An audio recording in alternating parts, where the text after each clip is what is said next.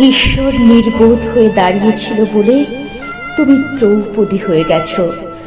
না হলে ধর্মরাজ যুধিষ্ঠিরের ভরা রাজসভায় তোমাকে বিবস্ত্র করা যায়?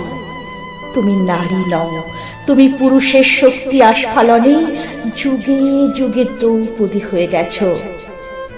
আমরা এখন কামদুনিকে তুলনা করি নির্ভয়ার সঙ্গে। আমরা এখন চিরণলেগীর ক্ষতে টেনে আনি উন্নাওতে ঠিক কিভাবে তোমাকে পেষণ করেছি। আমরা এখন আরচি করে ঠিকরে পেরিয়ে আসা চোখে চেখে দেখি ফুলমণি রাশিকে।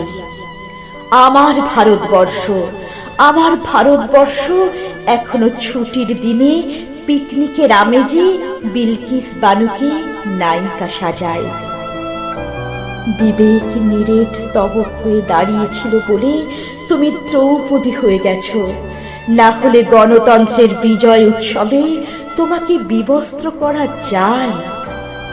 তুমি নারী নও, তুমি পুরুষের পাশা খেলায় যুগে যুগে দ্রৌপদী হয়ে গেছ। আমরা এখন চায়ের কাপে হিল্লোল তুলি, দূরদর্শনের পর্দায় ঝড় তুলি। আমরা এখন খবরের কাগজের শিরোনামে, সোশ্যাল মিডিয়ায় অলিতে গলিতে গদগদ হয়ে খোঁজ নিই তোমার পেলভিক বোন ভাঙতে পেরেছে কিনা।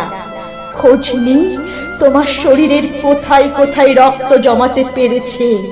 খোঁজ নিই তোমার যৌনাঙ্গে লোহার রড ঠিক কতটা ঠোকাতে পেরেছিল।